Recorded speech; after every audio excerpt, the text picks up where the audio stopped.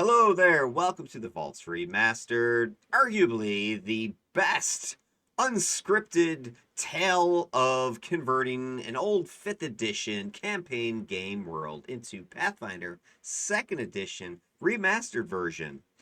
This is my story of how I'm taking my old game world that I've blown up, detonated, destroyed, and rebuilt into a better version of itself using the soon to be released Pathfinder 2e Remastered rules.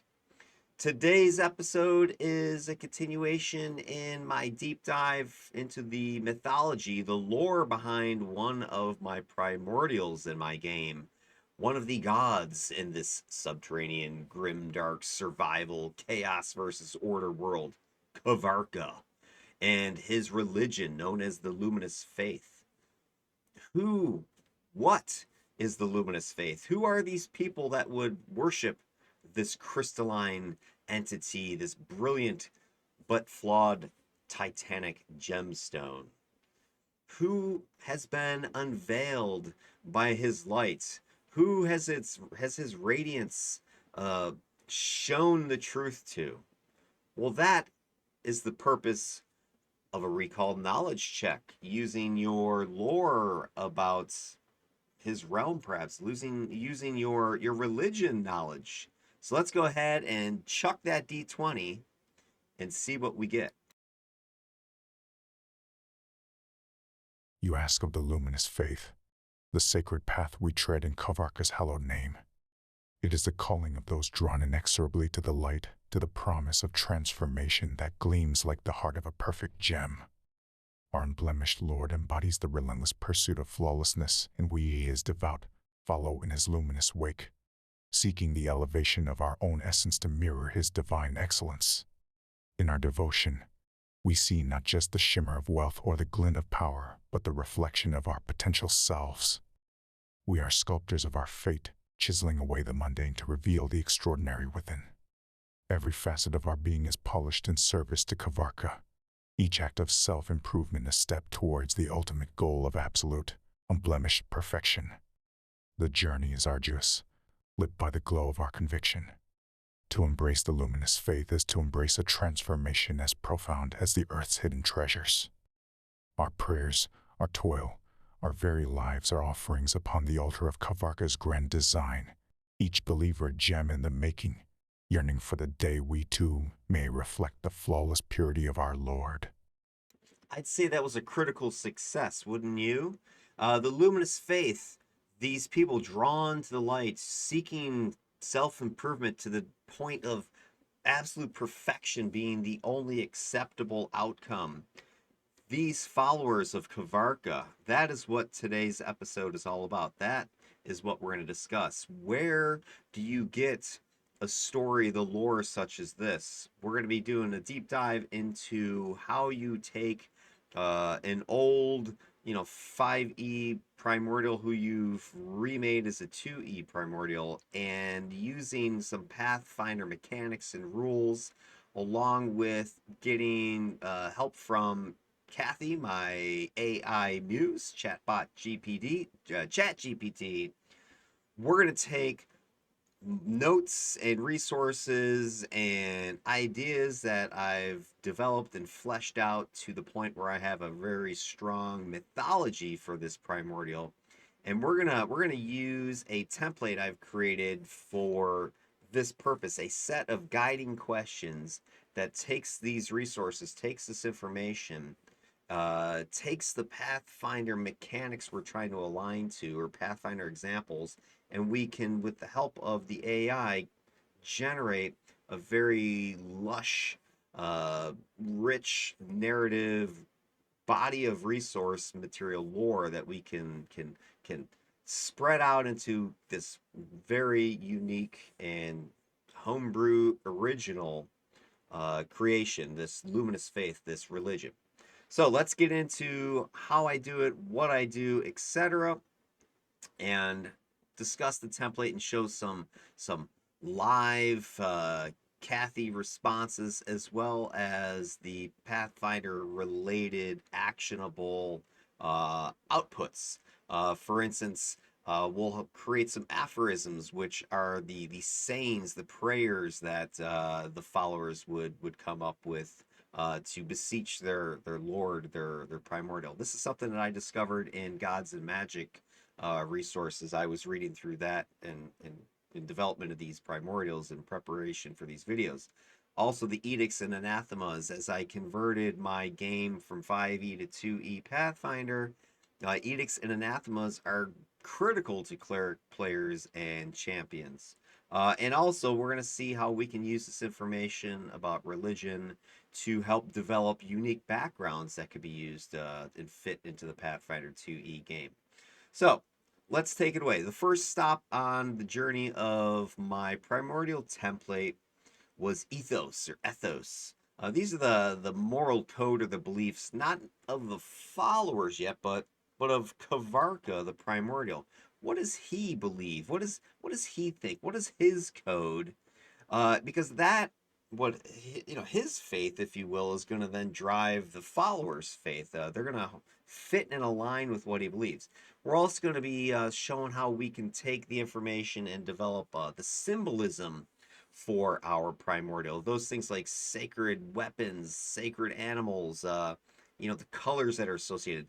Again, a lot of these things I'm referencing would be things from Pathfinder 2e that are part of, designing the gods and the religions and their followers, clerics, and champions. For instance, champions, the paladins of 2e, they are able to use the sacred weapon, or a weapon that is, symbolic of the sacred weapon of their deity, as part of like their divine weapon. So knowing these things is really important and critical to this process, and having that part of this ethos, this chat GPT back and forth with my primordial template will help generate these ideas along with these aphorisms.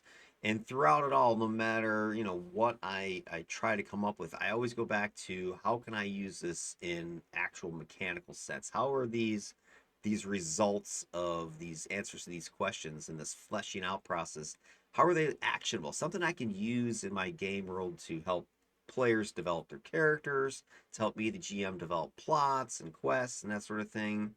Or to have lore checks, skill checks, knowledge checks, whatever, that you can use and deploy your lore as actual usable stuff.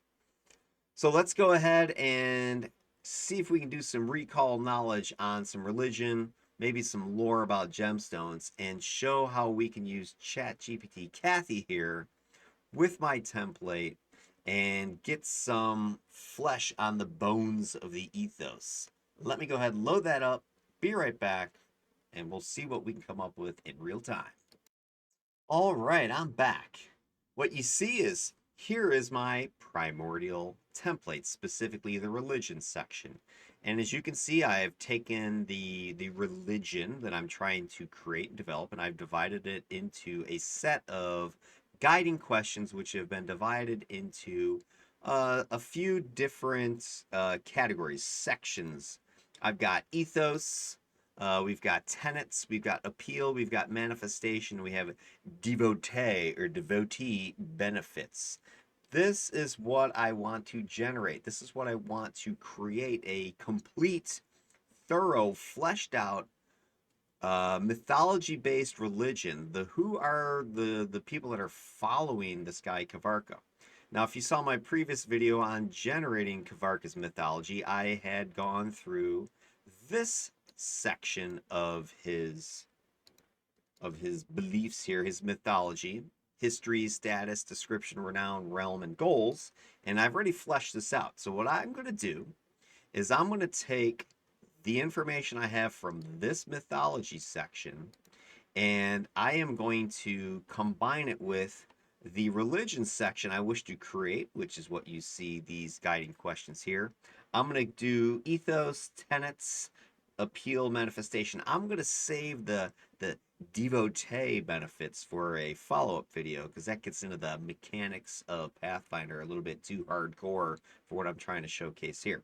So I'm going to take these first 4 chunks, and I'm going to have Kathy looking at the mythology, which has been fleshed out, is finished at this point, and ask her to use it to develop answers to these questions, which will then be fleshed out to give complete lore for each of these categories: ethos, tenets, appeal, etc. We're going to go one at a time, though. We're going to do ethos, and I'm only going to showcase probably ethos because if I showed you all of it in the back and forth, we'd be here for the next 3 days probably. So I'm going to show you how this works. So here's my template, right? And then here's Chat GPT. So what I want to do is I want to go to my primordial list here, my complete mythology for Kvarca, and I am gonna swing for the fences on this. I'm gonna take the entire, how many pages is this of mythology? This is, gosh, about 5 pages of, yeah, 4 pages of mythology, right? I'm gonna copy this bad boy, and I'm gonna go for it. I'm gonna take those 4 pages, and I'm gonna slam those into Chat GPT. Actually, before I do that, let me just tell her what I'm gonna do. I need your help designing designing a religion for a primordial deity known as Kvarca for my Pathfinder 2E homebrew game. I need to base this religion upon his mythology. I'm going to provide you with his complete mythology first, then I will provide you with a set of guiding questions that will help you create a usable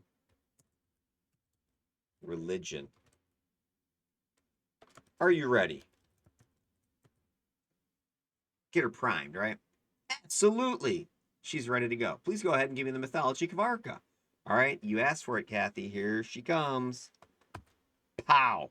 4 freaking pages of mythology.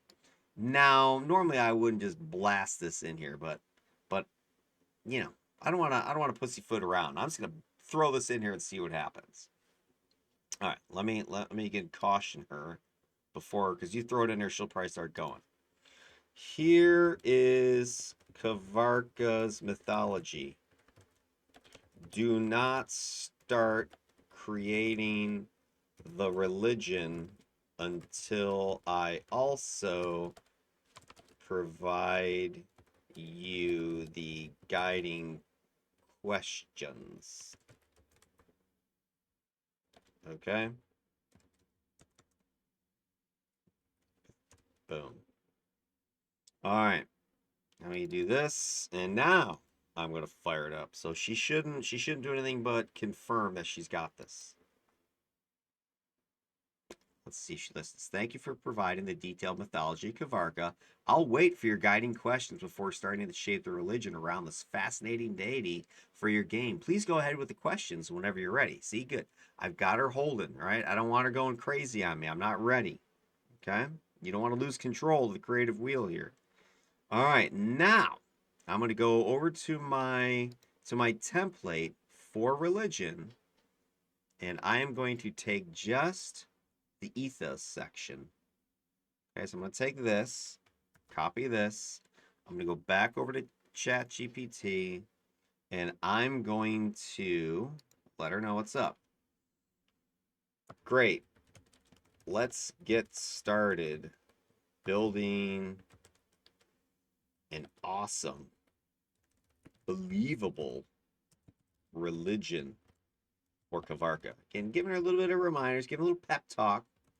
Here is the first set of guiding questions I want you to use to help generate his religion.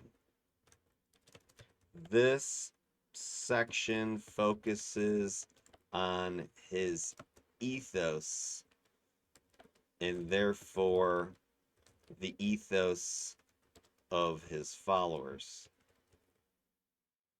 Bang. Paste it. So this part of the religion template is ethos, and here's what the guiding questions say. What is the primordial's moral code and ethical slant? In the old school parlance, this might be um, uh, alignment, right? Or areas of concern. You might see it listed that way in Pathfinder, Gods and Magic, etc. And I think it's that way in the GM Core remastered version that's out. I don't have a copy of it yet because it's not officially released. But anyway, and then the other question is, what beliefs and concerns does the primordial hold? What does it symbolize to mortals? And what does it represent in the world's cosmology? So if you kind of put this in terms, let's say Zeus, the god of storms and whatever, the god of the sky, he'd be symbolic of thunder and lightning and, that sort of stuff. What's he concerned with? He's the king of the gods, so he's concerned with, the earth or whatever. Symbolism. Now, this and the aphorisms, the next two bullet points here, this gets into Pathfinder 2E Remastered specific stuff. Symbolism. What are the sacred symbols? Sacred animals. This one's not super critical right now, at least in the vaults, the Darklands based, Underdark based game world. And if it does give me animals, they have to be subterranean. They can't be, a fox. Colors and or favored objects. So objects for me, I've kind of lumped in like weaponry here. So as it gives me objects and I need to design champions, which spoiler, I'm going to do that later. Then I would say give me a weapon. But I just want sacred objects, and things that they're worn, things that they're, put on their clothing, they use in battle, whatever. And then aphorisms, they're phrases, prayers, curses that mortals would use to try to summon their deity. That would kind of be some nice stuff for a player to character to, as a cleric and wants to say, by the power of Grey Skull, if Grey Skull was your lord. Anyway, so there you go. So I've put this in. So here's what I said. Great. Let's get started. Here's the set of guiding questions. I just want to give a reminder. Please use these questions to create an ethos for Kvarca. Try to be as creative and out of the box as you can. Okay, you want to give her permission, I think, sometimes just go nuts, because sometimes I think she responds to you, the person doing the input. If she kind of, I hate to say senses, but if she kind of can tell from your language that you are kind of just being generic and hesitant, she'll hold back. Whereas if you just say, yo, go for it and go wild, go crazy, I think she actually responds to that and will give you more oomph, more juice. Now, full disclosure, I've already done this. I already have the religion for Kvarca created, but this is brand new, right? I haven't done this, I'm not cheating, right? You're seeing exactly what I put in. But this is the process I would use. So she's going to give me some ethos and more, and then I'm going to I'll kind of use this as my example of how I would then move forward, because this isn't done by any means. This is just the start. This is just the beginning. I would do this back and forth and keep clarifying with more information. I already have a lot of information. I gave her that entire mythology section, which, you guys haven't seen the full mythology of those four pages. If you watch my previous video or two about Kvarca and Primordials, you got bits and pieces of it, but you have not seen the whole thing. It's kind of crazy. I'm not trying to brag, but it's pretty out there. All right. Anyway, ethos of Kvarca. Let's see what she came up with. Here's what she says: Kvarca's moral code is grounded in the pursuit of perfection and the paramount importance of inner and outer beauty. He embodies the relentless quest for purity, clarity, and radiance in all aspects of life. To his followers, he represents the unyielding drive to rise above one's flawed nature and to seek out the brilliance within oneself and the world. He symbolizes both the unforgiving rigor of seeking flawlessness and the magnificent potential of achieving it. In the cosmology of the world, he stands as a beacon of what can be attained through sheer will and refinement, urging a transcendence beyond the mundane to the sublime. Yeah, see, this is pretty good. I mean, she's already hitting a lot of the things that are in my final version of my religion. I've got more in there about I think about the crack and the fractured face and stuff, but that would be where I could remind her, hey, can you incorporate the face cracking into this thing? Now she doesn't have probably maybe some of that is gap from the mythology section. I'd have to emphasize a little bit more, but anyway, just FYI. Symbolism, sacred symbols. Let's see what she came up with. The most sacred symbol of Kvarca is the perfect uncracked crystal. I totally agree. A gem, something embodying wholeness and purity. Other symbols include a prism reflecting a singular beam into many, representing the myriad possibilities of perfection, and a crown denoting sovereignty over oneself and environment. Animals, a mythical creature akin to a radiant phoenix, but instead of fire, it's made of living crystal. Wow. Remember, I was saying, don't give me animals like foxes and stuff. When I first did this, that's exactly the kind of stuff she did. But then I had to correct her and say, hey, this is subterranean. But the fact that I gave her the entire mythology with the subterranean, look at what she just did. She gave me a mythical sacred animal, a phoenix, but it's made out of crystal. And then look at it. Look at the represent signifying rebirth through perfection and transformative power of flawlessness. That's crazy. Okay, I'm just telling you, man. She comes up with just some crazy stuff that you didn't even think of.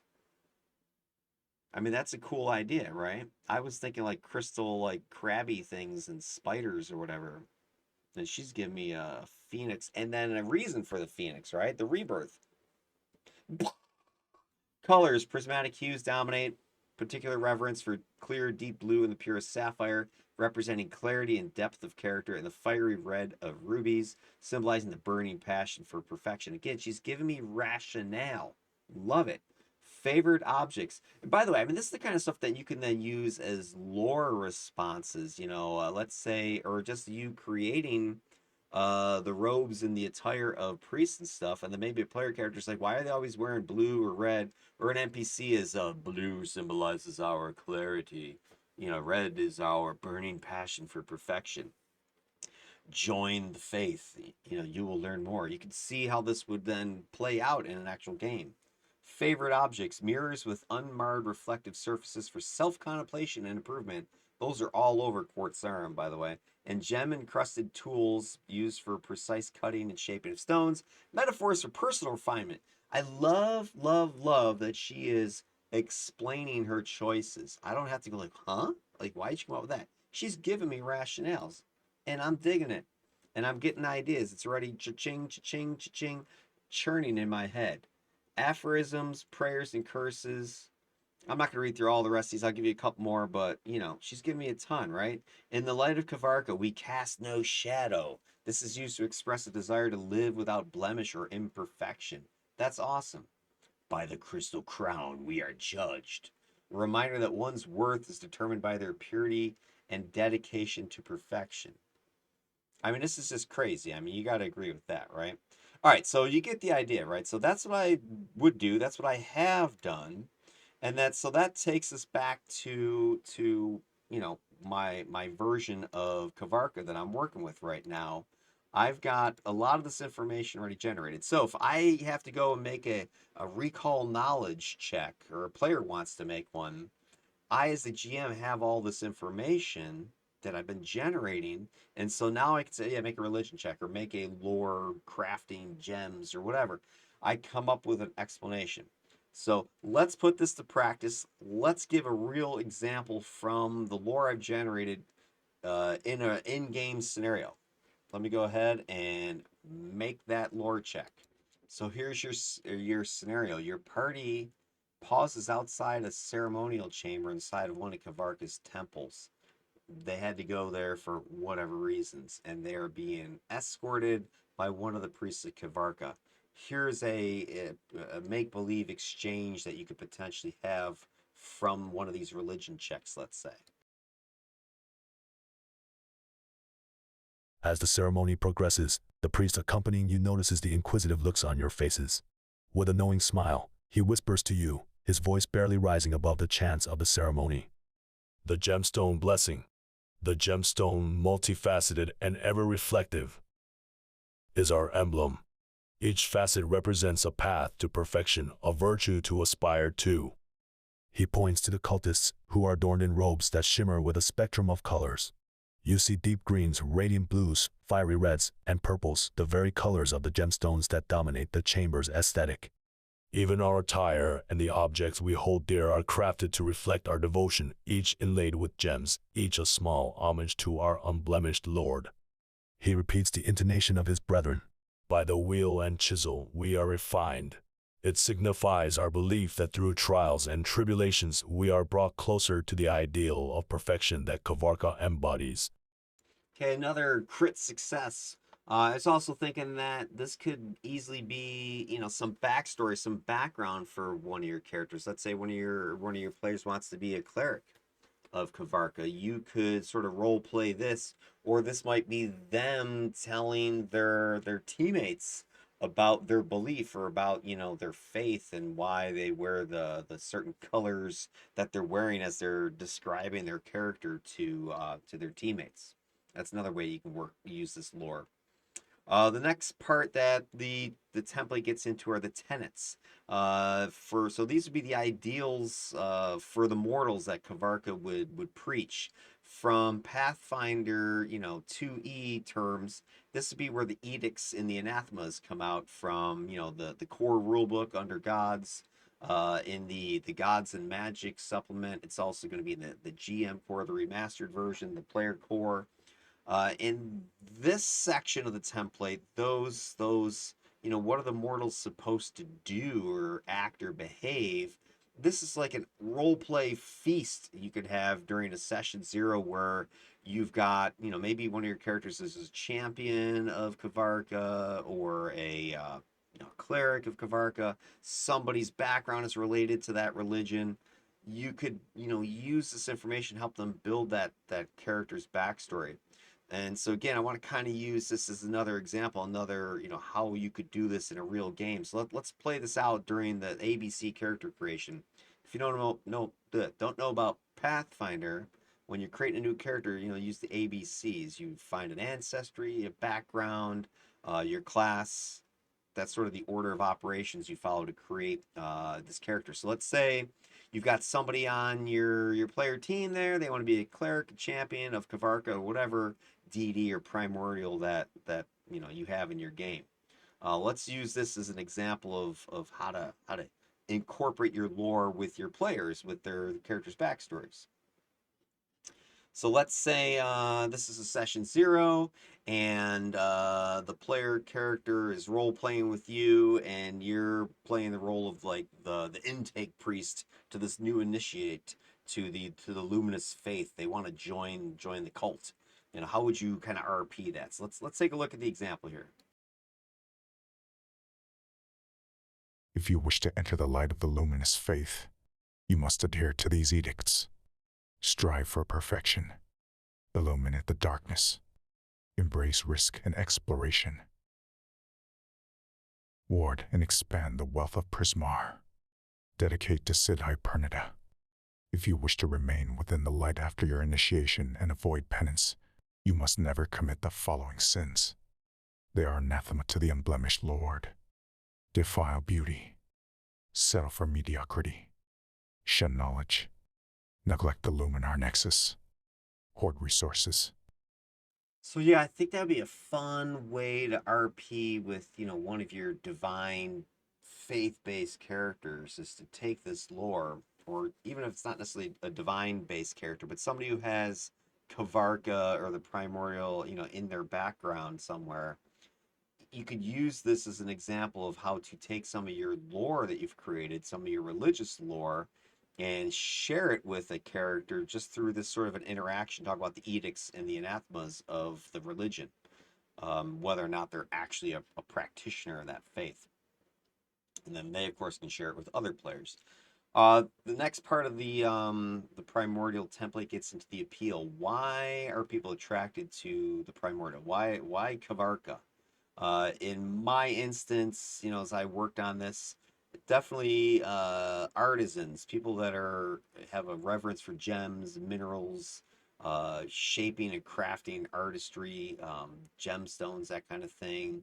Also, people that are just seeking perfection and self-improvement. It almost sounds like some sort of telemarketing scheme or something you'd see on late 3 a.m. TV or something like that. And then I also think there's probably people in this game world, in this setting, the vaults, that just are damn tired of the darkness and the somberness, and they want to bring light. And maybe they discover Kvarca, discover his cult, and these brilliant, shining people, and these gems and these riches, and they're like, I want that. I'm tired of the darkness. I mean, you can imagine people might be flocking to this belief. So the worshippers of this guy, some of these artisans, gem crafters, miners, artists who are trying to, make transcendent works, just philosophers that are, the deeper meaning of perfection, of beauty. I think a lot of these people might be vain to the point of, I don't want to say self-mutilation, but that certainly would be possible. Kind of picture people that just can't stop getting, facial reconstruction surgeries or something like that, plastic surgeries. I could see a form of that maybe being endemic to this cult. It's not something I've explored with Kathy, but I'm just, in my head, I'm starting to think that. And again, that's kind of the fun thing here as I go back and forth with ChatGPT. I could throw that concept in there.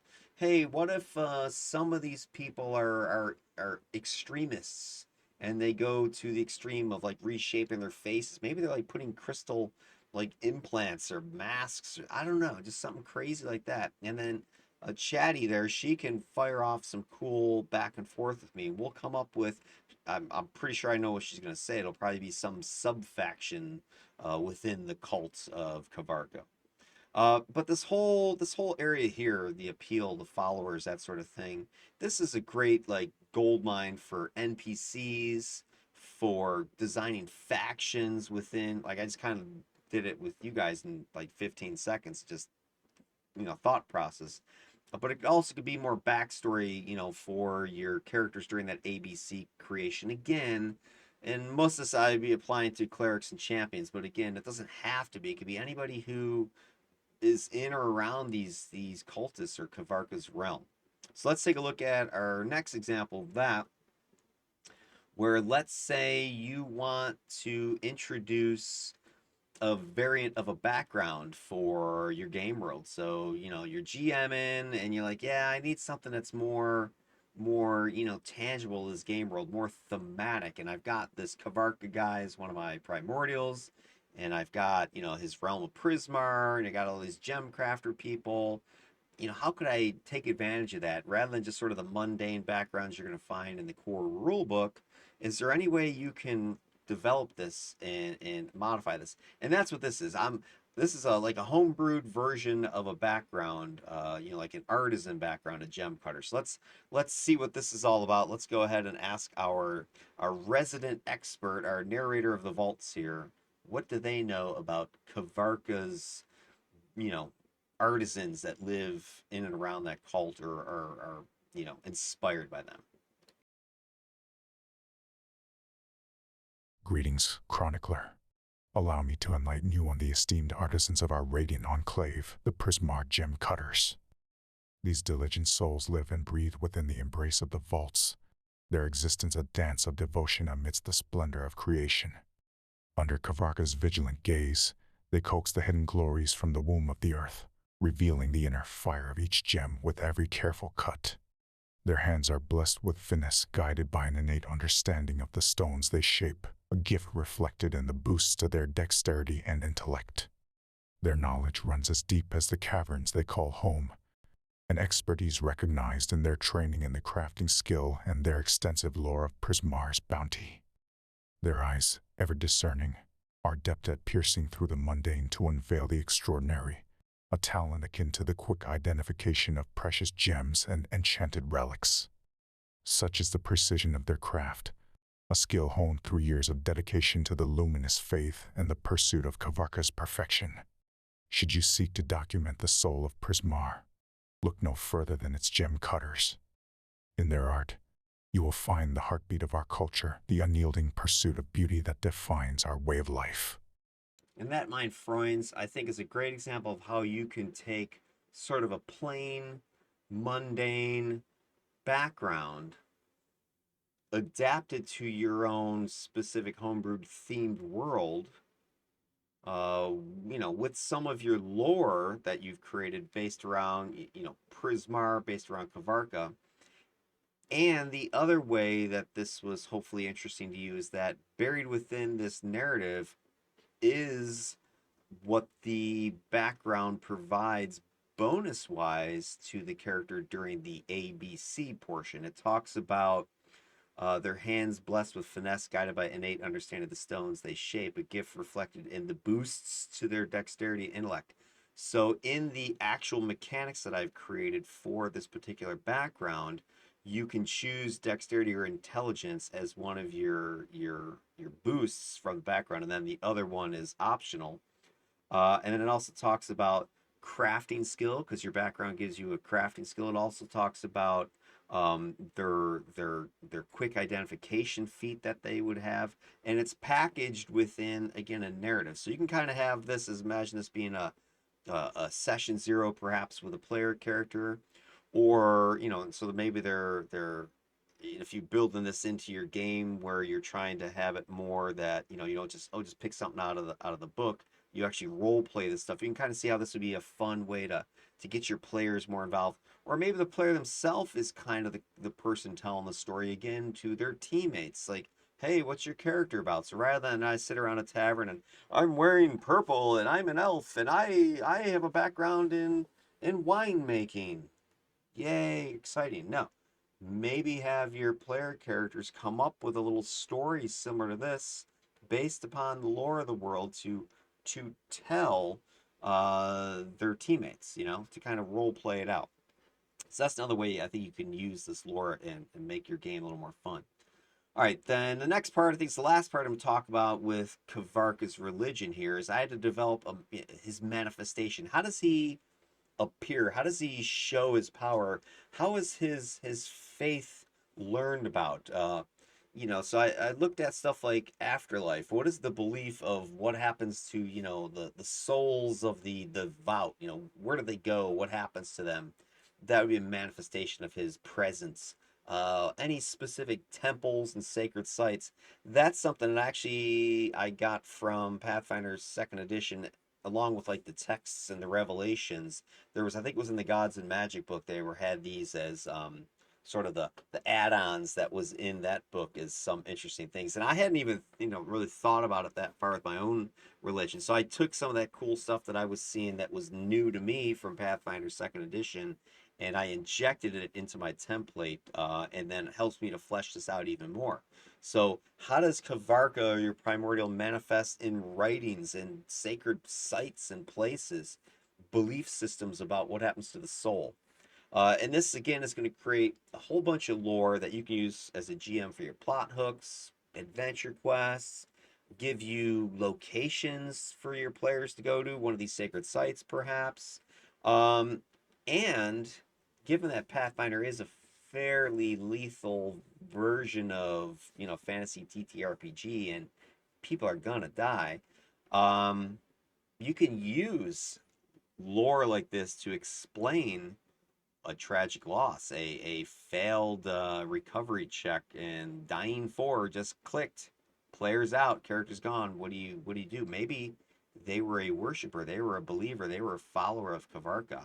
How could you use the lore to explain this to the other players, perhaps other players are seeking to revive this player, and they approach one of the priests of Kvarca to ask, "How can we raise our friend?" How would that how would that go down? A religion check, is some sort of recalled knowledge, some sort of diplomacy. Let's find out. You seek to understand the passage of a soul devoted to the luminous path. Let me illuminate the transcendent journey that awaits your comrade. He gestures around the temple, the air shimmering with the subtle power of the place. In life, your friend walked amidst the sacred architecture you see here, a mirror to the celestial jewels tier where Kvarca reigns supreme. Her soul, now free, embarks upon the most sacred transformation, becoming a gemstone of pure radiance within the geode walls of Prismar. It is a fate most divine, an ascension into perpetual splendor and enlightenment. Envision your companion's spirit, now a brilliant gem within Jewel's tier, residing eternally by Kvarca's side, basking in his glory. In Prismar, she serves still, guardian, advisor, sage, continuing her pursuit of perfection beyond the mortal coil. Her wisdom may yet guide you, her spirit remains a part of Kvarca's grand design. So let's say that was the case in your game. Uh, you might not want to try to revive that dead player if this was their belief system. And I don't know, I mean, I've never really thought about it too much in my own games, but if you got a player that's into this sort of like hardcore story RP and they're a cleric, what are their beliefs? What are their wishes should they pass? They might think, hey, I'm dead. This is great because now I get to be with my lord. So maybe this is the situation, and here you are, your player character's cleric has died, or the champion has died, and the other player's like, oh my gosh, we should go and revive this person. Well, if you got this information through some lore, some religion, some, conversation, NPC, diplomacy, whatever, journey to the sacred temple, and you found this out that, hey, in that belief system, they think that she's with Kvarca. She's one of the gems now, one of the gleaming gemstones within his palace. Maybe you shouldn't revive her. Maybe you shouldn't try to bring her back. Maybe that's where she was destined. And if you did revive them, maybe they'd be pissed. Like, how dare you? I was in heaven and you pulled me back. Has anybody ever thought of that? Like, a lot of times I guess we might get a little selfish with our player characters, but maybe if you start to role play it that way and think, hey, I'm dead, I'm now with my god, you wouldn't want to get revived. And I think that's maybe a cool conversation perhaps a GM could have with the whole team. Session 0, everybody needs to write their last will and testament. What do you want done if your character doesn't survive? And they leave these last will and maybe it's secret and they give it to you and you're the innkeeper or whatever, and you hold on to their stuff, and they have a list of what they want done with their material possessions, their body, whatever, with ceremonies. That might be a fun, cool way to do a session 0, especially if you're playing in a game where you have a high lethality chance, right? I mean, it kind of makes it more fun in the sense where, hey, we all know that there's a chance to die, so rather than, I gotta rip my character sheet up to start over, there's actually something happening after the character is gone that the other players learn, right? Like, oh, they wanted to be buried, or they want to be cremated, or they wanted to be whatever, right? You've got it on paper. That might be awesome as I think about it. I'm like, oh, that's a cool idea. Hell, I think I'm going to use that idea now that I'm getting excited about it. And that's sort of the fun I wanted to get in here. Is like, this is the sort of thing that I feel this process is useful for. You have, creating lore is cool and all, but if you can have it part of your game, that's the ultimate point of it, right? And the fun thing is, like, you can really expand upon some of these ideas by using rules and mechanics that Pathfinder has created in second edition, because they have a lot of rules for the things I've been talking about so far. And also using, an AI muse like I have. A lot of the ideas that I'm generating here, they're not just mine. The Kathy has given some of these ideas as well, and it's this kind of back and forth, similar to me talking to you guys right now. is kind of the same thing I do with the AI chat GPT. I go back and forth with it and I get some ideas going. So that idea about, hey, what if they wanted to stay dead? That's something I can start to explore with the AI and come up with some, part that could be something I advance, make more of in the afterlife section. I could have that, your beliefs. If you die, if you are a worshiper of this primordial, R X Y Z type thing. So that's a cool way in which you can bring all this stuff together to have some fun, right? You got your ideas, your game world. You've got the Pathfinder 2e rules that are guiding you as well, and then you've got a muse, an AI muse that is helping you generate ideas quickly and come up with novel twists and turns that you wouldn't have considered. Because let's be honest, you have one brain and it's only so powerful. So using a chatbot, there's no shame in it. I think it's powerful. It's a great tool to use. Anyway, if you start to think about this, let me throw it out to you guys. Have any of you ever, used in your own game one of the religions of your gods, one of the cults perhaps? How have you done this? What have you done? What kind of weird, quirky things might you have put in? Or what are your experiences with taking religious lore in your game and weaving it into the mechanics of your game in some sort of innovative way? If you got some ideas, just some thoughts on that, go ahead and comment below in the little comment box. And the other thing I want to ask is, how would you use some of this lore you've been gathering from Kvarca if you watched the previous video? If you haven't, go back and watch that now. Kvarca's mythology and this religion stuff. How would you use this information to, like you saw me do with that background, that gem cutter background, how could you use some of this lore, this knowledge of Kvarca, his religion, to customize or create perhaps a variation, a flavor of a cloistered cleric or a war priest? Any ideas on that? What sort of homebrewed variation can you think of? Post your ideas for that down in the comment box below. And then, spoiler, tune in next session because I'm going to present to you my versions, because I'm going to be digging even deeper into this luminous faith-based religion stuff and the mechanics of Pathfinder, remastered version, to flesh out some actionable mechanics that you can deploy. We're going to be looking at examples like this, some variations on the cloistered cleric and the war priest, some domains, some champion codes and conduct perhaps. I got some plans. I got lots of ideas. Anyway, thanks for tuning in. Hopefully this was something useful, enjoyable, interesting for you. If it was, you know what to do. Like the video, subscribe to the channel, share your thoughts, your comments, your answers to the questions down below. All that sort of stuff will help support the channel, get things moving along, and I appreciate your time. Have a good night. Take care. Peace out.